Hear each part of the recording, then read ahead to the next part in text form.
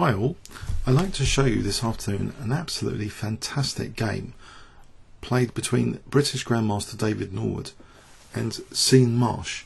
This was played in England 1992. So Norwood, by the way, has written several books, including Winning with the Modern. The Modern Defence is a favourite opening of his, and also he co-authored a book with Steve Davis, the legend in the snooker world. He has also written many articles on chess for the Daily Telegraph, and is living out a dream. He went to live in the Bahamas. When he was actively playing, he avoided mainstream opening theory by playing lots of the time G3 or G6 with black, hence his book on the modern defence, G6. So let's see this game with white, G3. So his opponent, Marsh, pardon me.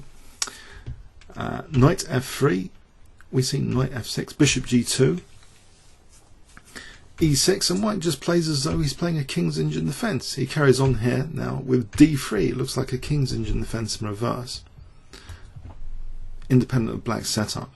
C5, Knight BD2, Knight C6, and now E4. So all of these moves are kind of a coiled spring, reverse King's Indian attack. It's called as attack when you're playing this King's Indian setup as white.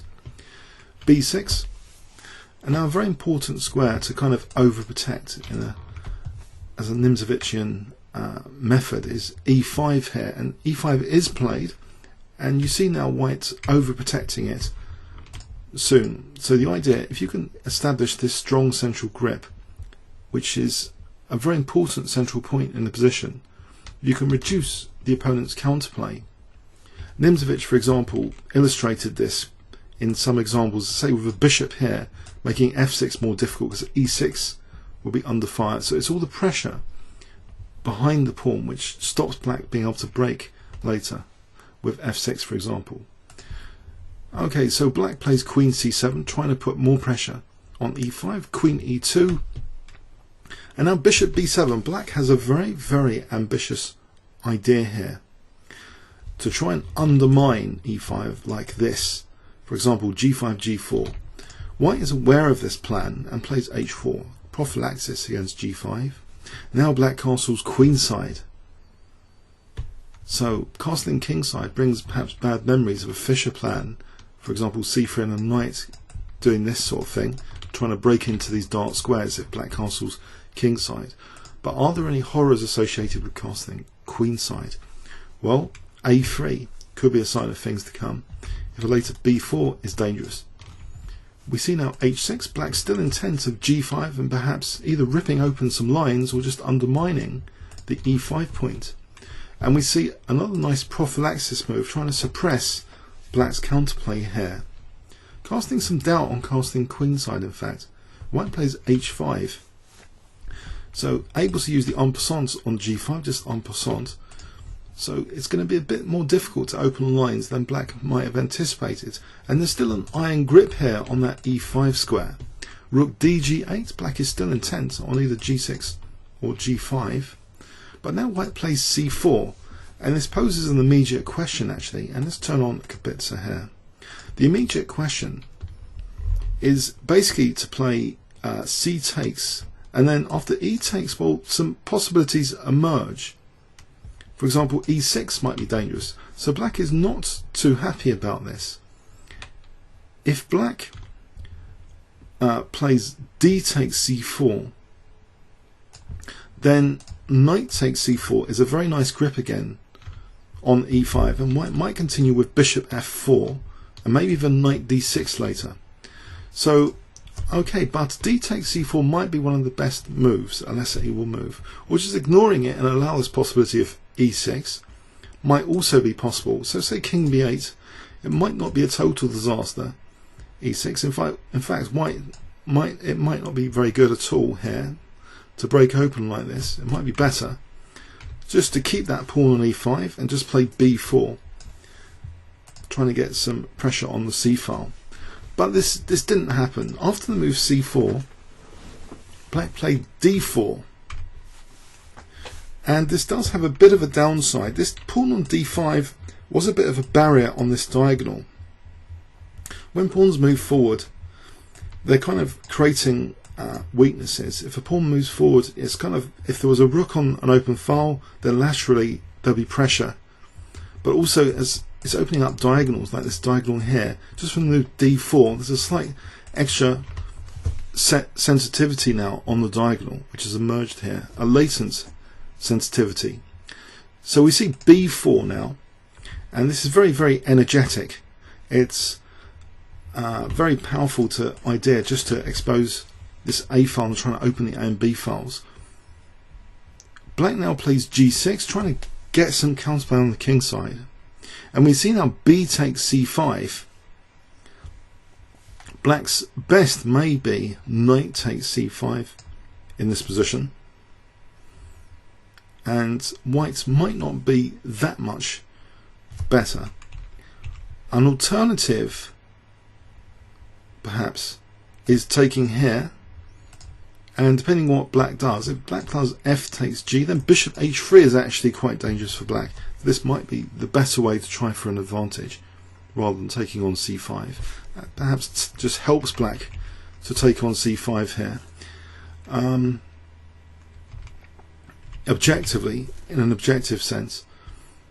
But this may be then the critical mistake. If knight takes c5 is potentially quite promising for black, then maybe objectively b takes c5 is a potential mistake, but it's rewarded with black though playing, instead of knight takes c5, black played b takes c5. So a mistake is kind of rewarded with a potential mistake here, because now we do have this b file to work with.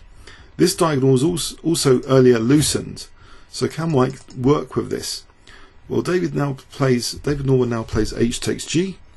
We see rook takes g6, rook b1, and there's a direct gaze on that bishop on b7 here. Black tries to create some open lines, but it's a little bit slow to play h5. Now we see the move knight e4, not minding e5 being loose here. White wants to play perhaps knight d6 check to lure the queen away from the bishop. Is this tactically significant? What if knight takes e5?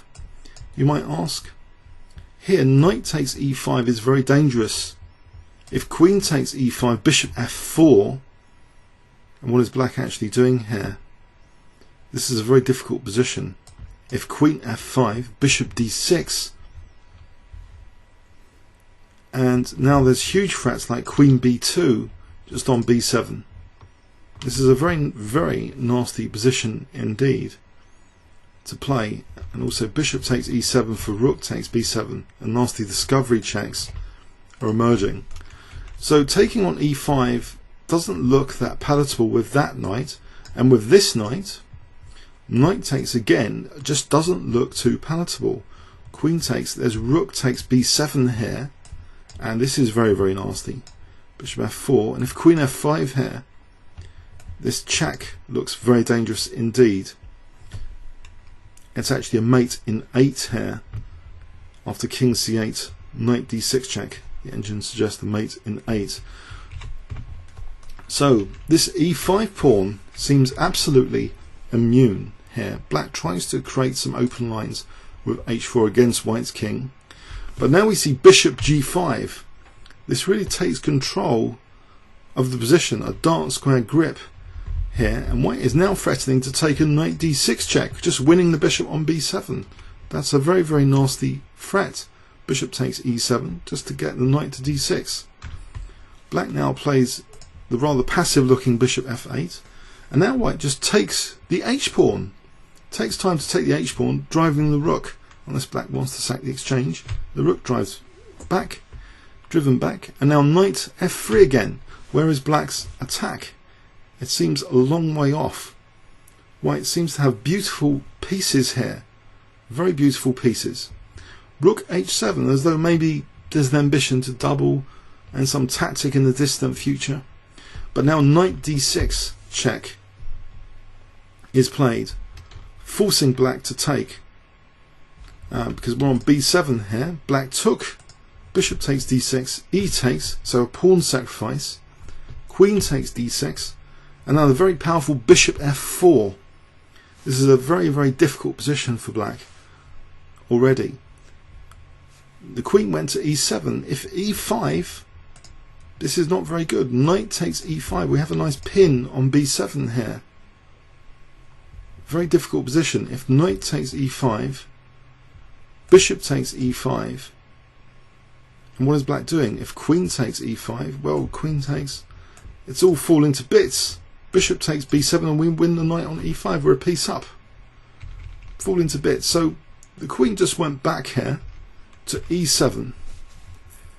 And now this is beautiful what happens. Can you guess this first move? If I give you 10 seconds starting from now, or you might want to pause the video.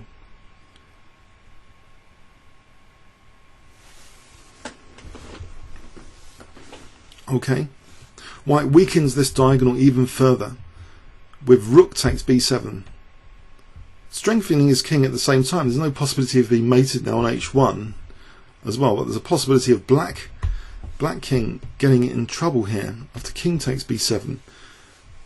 Now this move queen e4, which seems to just want to pin the knight for a rook b1 check, and black thinks, well, can I just unpin this and maybe shield the king, you know, if maybe with knight b6 check, so that's not really a threat because of knight b6, don't have to move the king. So we see f5,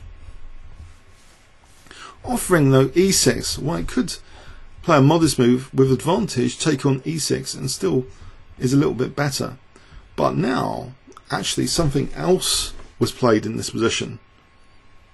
Can you guess? If I give you 10 seconds, or you might want to pause the video here.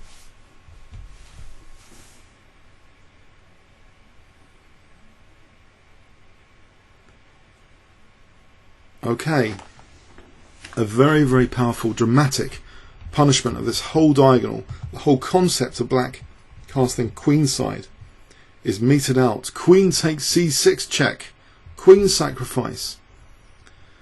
The king has to take knight takes d4 check, unleashing the bishop on the diagonal.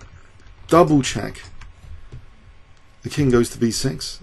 And now we see rook b1 check. There's not too many moves for black. Not too many moves at all. Only a6 and a5 to go to. Black chooses a6. And now have we got a king hunt. Bishop b7 check. Only one move, king a5.